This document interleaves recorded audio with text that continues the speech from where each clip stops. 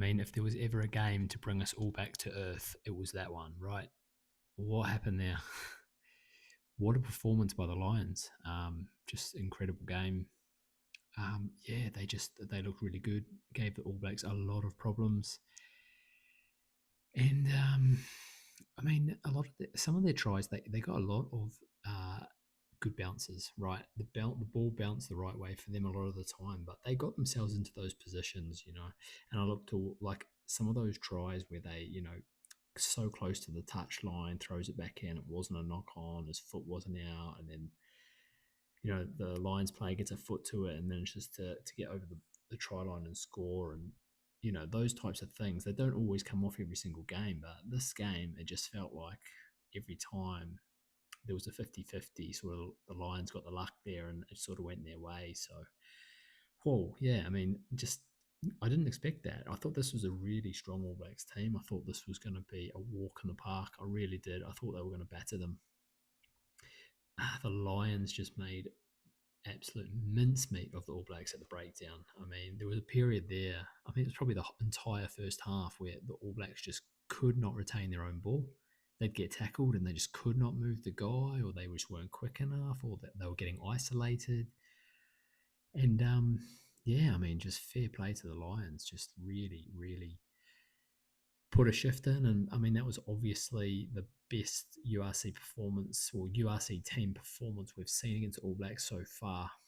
Um, yeah, I don't know what really happened with that All Black team. There were a couple of new players. Obviously, Moanga was in there. Yeah, I mean, it was clunky. It was rusty performance from the All Blacks. So yeah, they were lucky to get away with it in the end.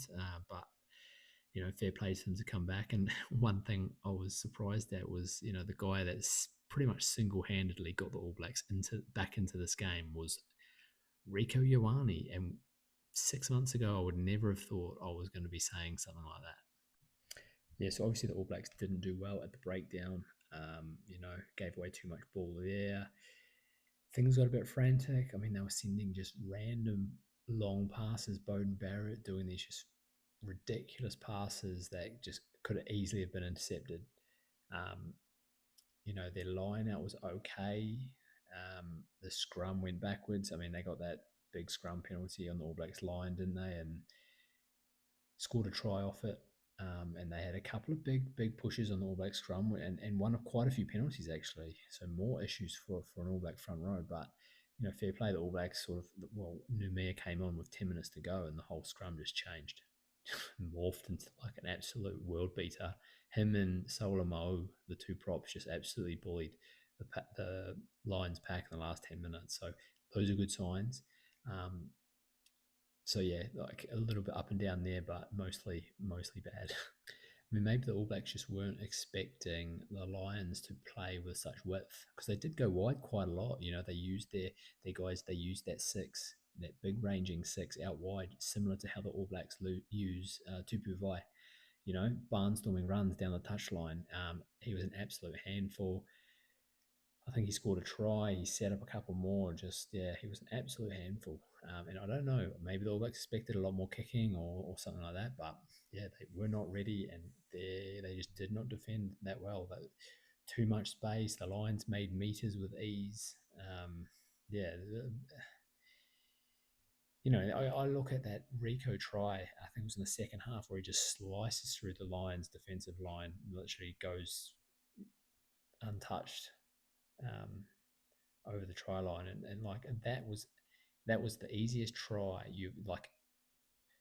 It's very rare you see a player slice through a defensive line like that and not even get touched, like no fullback coming across or anything. And that just for me shows how easy that game should have been for the All Blacks, and they made it so difficult.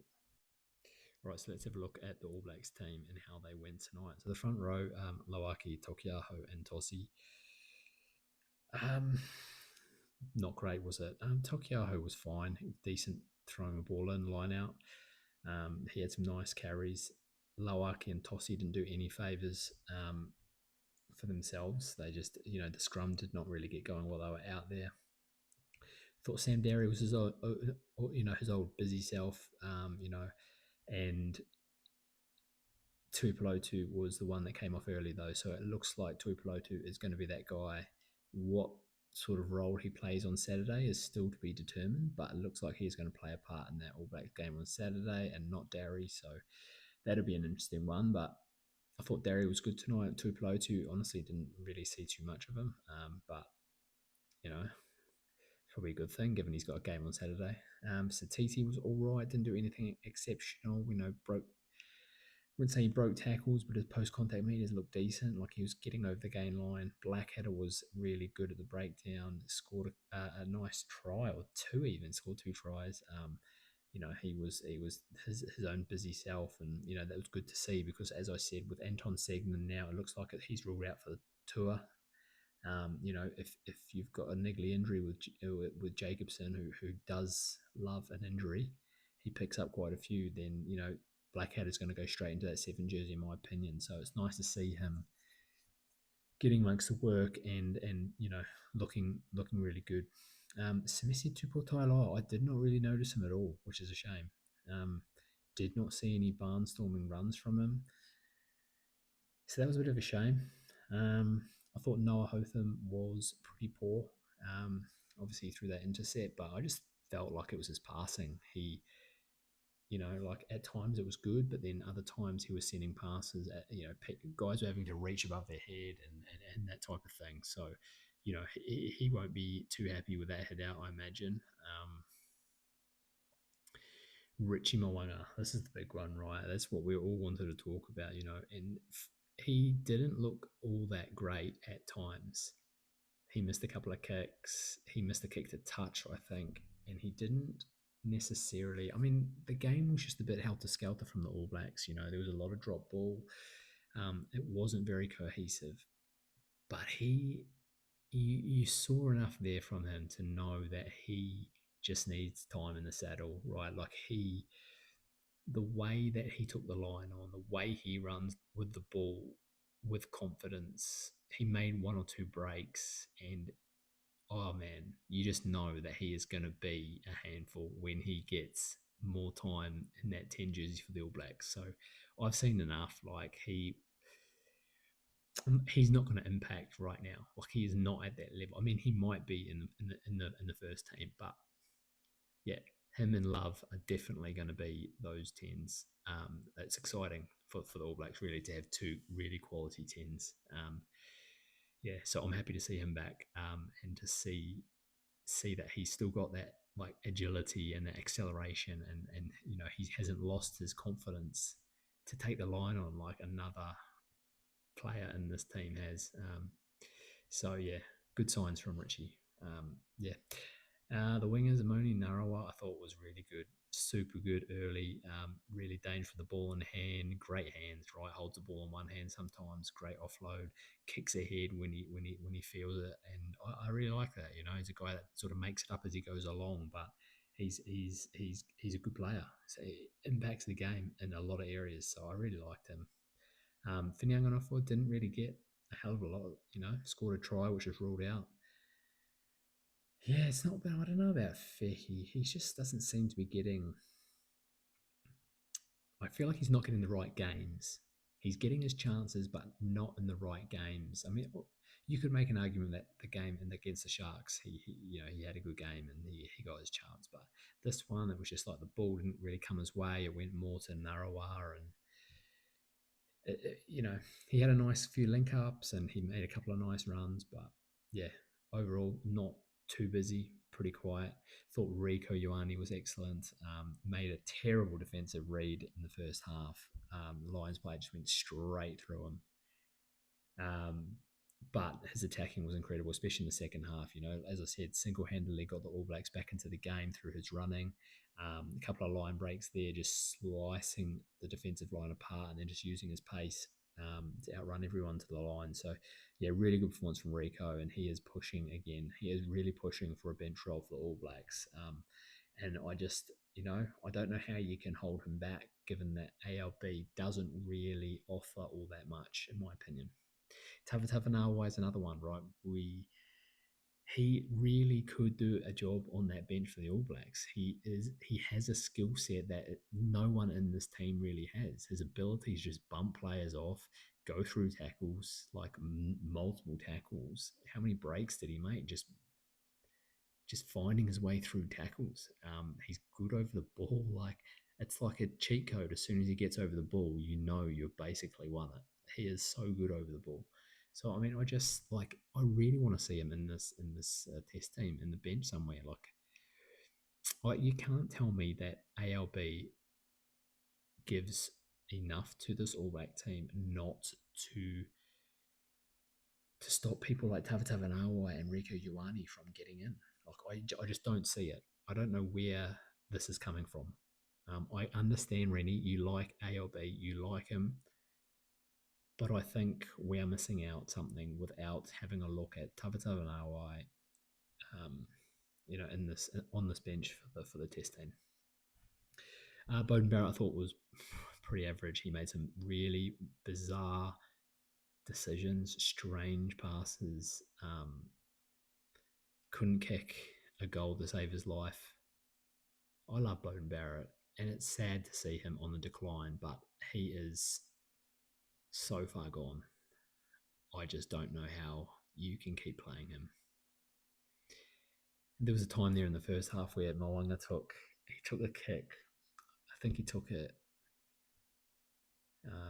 in 22. He either marked it, tapped it. Anyway, he gave a quick ball to Barrett, and I kind of feel like I thought to myself, like, it's changed. It's changed Moanga. He doesn't have that pace anymore. You can't give him the ball expecting him to just blow past people. You know, like it's like it's just not 2023 anymore. He's lost even more pace in the last 2 or 3 years. So yeah, it's sad times for Bowden, but I don't think he has much left to give New Zealand rugby, to be honest. And it's a shame because honestly, I think he's probably still one of the highest paid players in New Zealand. You know, it's crazy. Um, okay, looking at the benches, Bradley Slater I thought was good. Came on, no issues with the line out throwing. Really had the ball at the back in the mauls and just really solid. Really good showing from Bradley Slater. I thought carried well as well.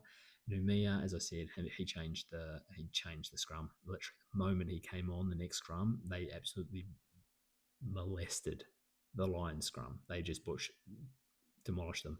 And then the one after that, they did the same. Him and Solomon just absolutely hammered them.